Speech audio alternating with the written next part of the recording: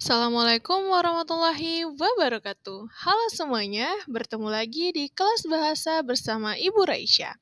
Nah, masih dalam tema yang sama, yaitu menimbang dan mempresentasikan ide kewirausahaan dalam subtema menggunakan kalimat efektif, khususnya pada bab kali ini adalah titik dua dan huruf kapital.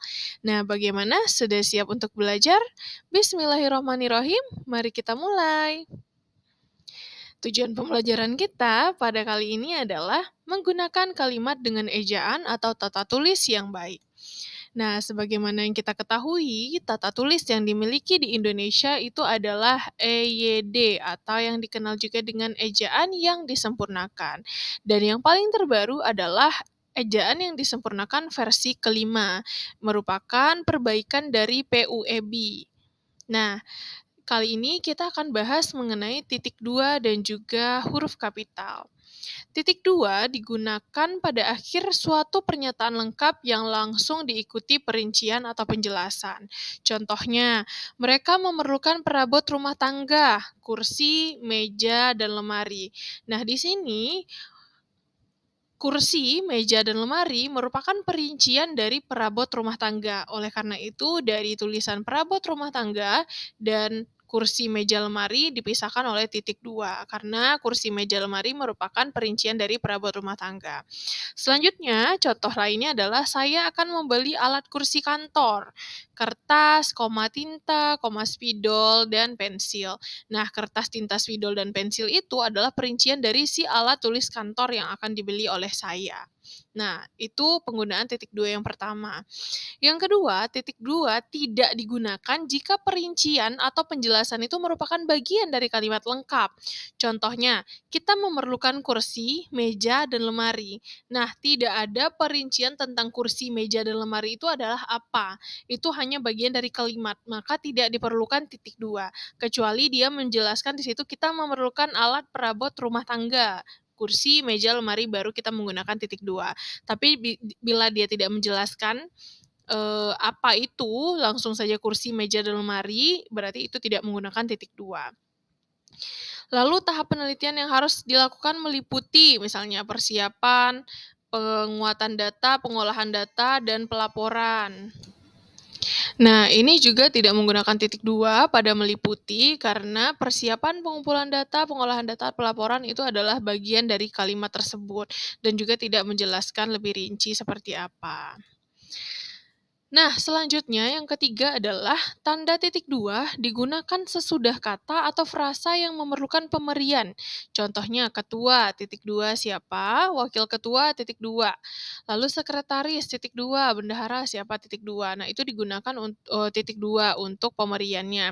Dan diingatkan jika misalnya penggunaan titik duanya ada ketua, wakil ketua, sekretaris, nah penggunaan titik duanya disejajarkan dengan paling akhir, paling panjang. Nah, di sini yang paling panjang adalah wakil ketua. Jadi disejajarkan dengan titik dua yang ada pada wakil ketua. Juga pada narasumber, pemandu, pencatat, seperti itu. Yang paling panjang adalah narasumber, maka digunakan titik dua mengikuti dari si narasumber. Lalu yang keempat, tanda titik dua digunakan dalam naskah drama sesudah kata yang menunjukkan pelaku dalam percakapan. Nah, sebagaimana yang kita lihat dalam naskah drama, itu biasanya ada dialog. Nah, Ibu Amir di sini ada menggunakan titik dua setelah nama pelaku dan di antara nama pelaku dengan percakapannya, dan juga disesuaikan atau diluruskan dengan nama yang paling panjang. Selanjutnya, yang kelima, tanda titik dua digunakan di antara A, jilid atau nomor dan halaman, atau yang B, surah dan ayat dalam kitab suci, dan yang C, judul dan anak judul suatu karangan. Nah, jadi seperti ini. Contoh yang pertama itu Ultimar, itu adalah jilid atau nomor dan halaman, itu jilid keberapa, halamannya 98 sampai 105. Nah, jadi titik 2 digunakan untuk memisahkan jilid atau nomor dan halaman. Lalu selanjutnya juga digunakan pada surah dalam ayat kitab suci seperti surat Ibrahim titik 2 sampai halaman 5 atau Matius nomor 2 titik 2 halaman 1 sampai 3. Dan juga digunakan pada judul anak judul suatu karangan. Jadi misalnya sebuah judul menggunakan subjudul, maka dipisahkan oleh titik 2 seperti dari pemburu ke terapeutik. Nah, titik 2 antologi cerpen Mastera seperti itu. Yang keenam, tanda titik 2 dapat digunakan untuk memisahkan angka, jam, menit, dan detik yang menunjukkan waktu atau jangka waktu. Misalnya pukul 1.2.35.220. Nah, di sini ada 1 jam, 35 menit, dan 20 detik. Seperti itu, dipisahkan oleh titik 2. Selanjutnya, catatan. Nah, penggunaan tanda titik yang ketujuh yaitu tanda titik 2 digunakan untuk menuliskan rasio dan hal lain yang menyatakan perbandingan dalam bentuk angka. Jadi misalnya skala peta 1:10.000, maka jumlah peserta didik laki-laki dan perempuan di kelas itu adalah 2:3. Ini juga digunakan tanda titik 2. Nah, itulah penggunaan tanda titik 2. Selanjutnya, kita lihat lagi penggunaan huruf kapital. Huruf kapital ini cukup banyak penggunaannya dan kadangkala kita masih sulit membedakan penggunaan huruf kapital. Yang pertama, huruf kapital digunakan sebagai huruf pertama awal kalimat. Ini pasti Ananda semua sudah tahu ya, kalau huruf kapital itu digunakan di awal kalimat, setelah titik atau di awal sekali, seperti itu. Seperti apa maksudnya, seperti itu, dan lain sebagainya. Lalu yang kedua, huruf kapital digunakan sebagai huruf pertama unsur nama orang, termasuk julukan. Nah, misalnya Amir Hamzah, Dewi Sartika, seperti itu. Atau setiap nama di awalnya itu adalah digunakan huruf kapital ataupun julukan. Misalnya Rudolf Diesel, Bapak Koperasi. Nah, Bapak Koperasi itu kan koperasi di situ adalah julukan ya. Jadi Bapak Koperasi itu merupakan atau ditulis dengan huruf kapital. Lalu yang ketiga, huruf kapital tidak digunakan sebagai huruf pertama nama orang yang digunakan sebagai nama jenis atau satuan ukuran. Misalnya, ampere atau watt. Nah, di watt ini kan sebenarnya dari nama James Watt ya. Tapi ketika dia sudah digunakan untuk ukuran, yaitu 15 watt, itu tidak lagi menggunakan huruf kapital untuk satuan ukuran tersebut. Atau mesin diesel. Nah, mesin diesel ini kan dari nama Rudolf Diesel. Ketika nama Rudolf Diesel itu kita menggunakan huruf kapital, tapi untuk satuan ukuran tidak lagi menggunakan huruf kapital. Lalu yang keempat, huruf kapital digunakan pada nama orang seperti pada nama teori, hukum, dan rumus. Misalnya teori Darwin. Nah, di sini kan merupakan teori dari Darwin. Jadi digunakan huruf kapital pada Darwinnya. Lalu hukum Archimedes. Nah, pada Archimedesnya juga digunakan huruf kapital dan rumus Pitagoras seperti itu. Yang kelima, huruf kapital tidak digunakan untuk menuliskan huruf pertama kata yang bermakna anak dari seperti bin, binti, boru, dan van. Kecuali dituliskan sebagai awal nama atau huruf pertama kata tugas dari. Nah, contohnya, misalnya Abdurrahman bin Zaini, berarti Abdurrahman anaknya Zaini, seperti itu ya. Nah, Abdul Rahmannya kita tulis dengan huruf kapital, Zaininya juga kapital karena merupakan nama orang, sedangkan binnya tidak. Nah, begitu pula dengan Fatimah binti Salim. Nah, bintinya kecil. Lalu Indari Boru, si tanggang, borunya juga huruf kecil atau ayam jantan dari timur. Nah, itu ya. Lalu yang keenam, huruf kapital digunakan pada awal kalimat dalam petikan langsung. Nah, jadi ketika kita membuat sebuah kalimat langsung di awal kalimatnya petikan langsung kita menggunakan huruf kapital. Seperti ibu berpesan, koma, berhati-hatilah nak, seperti itu. Nah, lalu selanjutnya Yang ketujuh, huruf kapital digunakan sebagai huruf pertama dalam hal tertentu yang berkaitan dengan nama agama, kitab suci, dan Tuhan, termasuk sebutan dan kata ganti Tuhan serta singkatan nama Tuhan. Misalnya yang Buddha, Hindu, Islam ini nama-nama agama tentu saja sudah huruf kapital semuanya ya. Atau kitab sucinya, Al-Quran, Alkitab, Weda, Allah, Tuhan, seperti itu. Atau singkatan nama Tuhan, Allah yang Maha Kuasa akan menunjukkan jalannya. Nya di sini karena merujuk kepada Tuhan, maka N-nya ditulis kapital. Lalu iya Tuhan. Nah, di sini juga T-nya besar. Bimbinglah hamba ke jalan yang Engkau beri rahmat. Engkaunya di sini E-nya ditulis kapital karena engkaunya merujuk kepada Tuhan. Atau penulisan singkatan Tuhan yang Maha Esa. Nah, maka YME-nya ditulis kapital semua. Kecuali Allah Subhanahu wa taala, S-nya ditulis kapital. Sedangkan WT-nya huruf kecil. Selanjutnya, huruf kapital digunakan sebagai huruf pertama unsur nama gelar kehormatan kebangsawanan, keturunan, keagamaan, atau akademik yang diikuti nama orang dan gelar akademik yang mengikuti nama orang. Seperti Mahaputra Yamin, Teku Umar, Laode Khairuddin, seperti itu. Maha itu ya, atau Teku. Teku itu kan dari Aceh, atau Laode dari Sulawesi. Nah, atau misalnya seperti gelar Kiai Haji itu juga ditulis kapital, atau doktor, ini merupakan gelar akademik, atau Irwansyah Magister Humaniora, itu ditulis semuanya huruf kapital. Lalu yang kesembilan, huruf kapital digunakan sebagai huruf pertama untuk nama gelar kehormatan, keturunan, keagamaan, profesi, serta nama jabatan dan kepangkatan yang digunakan sebagai sapaan. Seperti selamat datang yang mulia, maka yang mulianya ditulis kapital.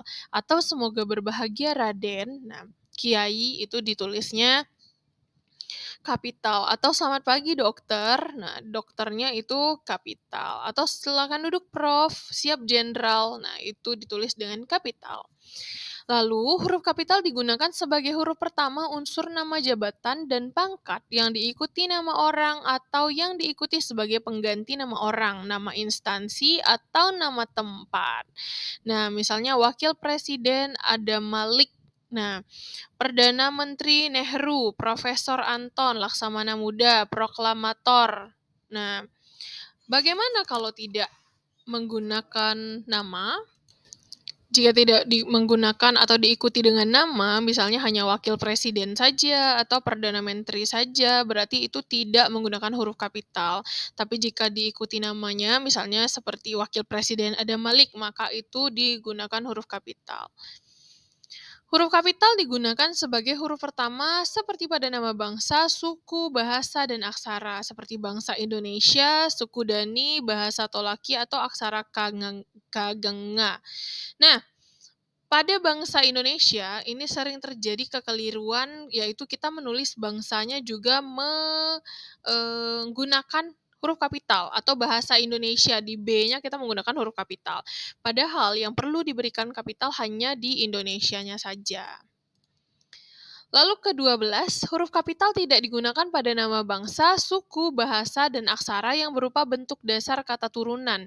Jadi jika sudah diberikan imbuhan, itu tidak lagi digunakan atau menggunakan huruf kapital. Seperti pengindonesiaan kata asing, karena Indonesia di sana sudah diberikan imbuhan penge dan juga an, maka tidak lagi ditulis Indonesianya dengan huruf kapital. Lalu, huruf kapital digunakan pada huruf pertama seperti pada nama tahun, bulan, hari, dan hari besar atau hari raya. Seperti tahun Hijriah, bulan Agustus, hari Jumat, hari Lebaran, atau hari-hari yang besar lainnya. Huruf kapital digunakan pada huruf pertama unsur nama peristiwa sejarah seperti Konferensi Asia Afrika, Perang Dunia II, Proklamasi Kemerdekaan Indonesia, atau Hari Pendidikan Nasional. Nah, seperti itu. Selanjutnya, huruf pertama peristiwa sejarah yang tidak digunakan sebagai nama ditulis dengan huruf non-kapital seperti kami memperingati proklamasi kemerdekaan setiap tahun atau perlombaan senjata membawa risiko pecahnya perang dunia. Di sini, kenapa perang dunia dan proklamasi kemerdekaannya tidak ditulis huruf kapital? Karena di sini tidak digunakan sebagai nama, hanya sebagai kegiatannya saja, seperti itu.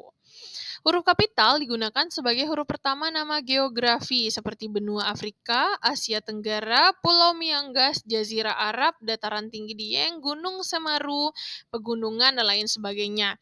Nah, bagaimana jika sekali lagi hanya gunung saja, atau bukit saja, atau mungkin danau saja? Nah, maka ditulisnya tidak menggunakan huruf kapital, kecuali diikuti oleh nama. Nah, tapi jika nama daerah seperti Jakarta, Kabupaten Konawe, nah itu merupakan ditulis dengan huruf kapital.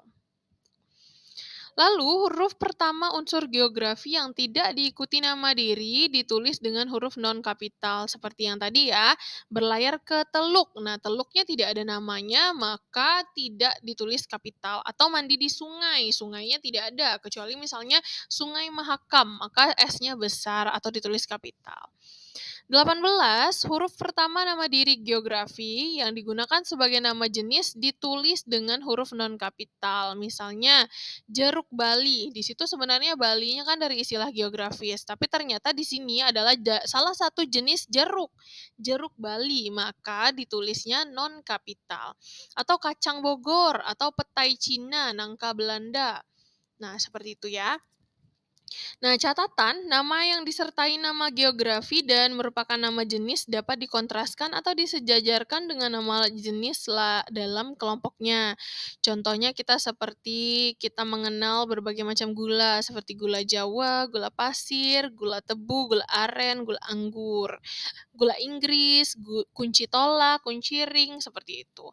Jadi kalau yang merupakan nama jenis, meskipun mungkin dia mengambil nama geografis dari suatu daerah, kita tetap menggunakan huruf non-kapital. 19. Huruf kapital digunakan untuk nama geografi yang menyatakan asal daerah seperti batik Cirebon. Nah, di sini kan bukan jenis batik ya, tapi lebih menjelaskan kepada batiknya batik daerah mana nih, batik Cirebon, seperti itu. Atau bubur Manado, karena bubur ini dari Manado, seperti itu. Atau film Indonesia, kopi Gayo, sate Madura, soto Banjar, tari Bali. Nah, di sini kita gunakan huruf kapital karena di sini bukan menjelaskan nama jenis melainkan asal daerah tersebut. Lalu yang ke-20, huruf kapital digunakan sebagai huruf pertama semua kata, termasuk unsur bentuk ulang utuh seperti pada nama negara, lembaga, badan organisasi, atau dokumen kecuali kata tugas. Misalnya Bosnia dan Herzegovina, kita gunakan huruf kapital kecuali pada dan. Atau Ikatan Ahli Kesehatan Masyarakat Indonesia. Nah, di sini juga kita menggunakan huruf kapital. 21. Huruf kapital digunakan sebagai huruf pertama setiap kata, termasuk unsur bentuk ulang utuh di dalam judul buku, karangan, artikel, dan makalah. Serta nama media massa kecuali kata tugas yang tidak terletak pada posisi awal. Contohnya, saya telah membaca buku dari F. Maria ke Jalan Lain ke Roma. Nah, darinya di situ kenapa huruf kapital? Karena merupakan tulisan awal pada buku. Tapi bagaimana kalau darinya ada di tengah, maka kita tulis non-kapital. Atau tulisan itu dimuat dalam majalah bahasa dan sastra, maka B dan S-nya ditulis kapital. Lalu selanjutnya, 22, huruf kapital digunakan sebagai huruf pertama unsur singkatan nama gelar dan nama pangkat seperti sarjana ekonomi, magister sains, hajah, pendeta, daeng, datuk, kajeng raden tumenggung, kolonel. Nah, itu menggunakan huruf kapital.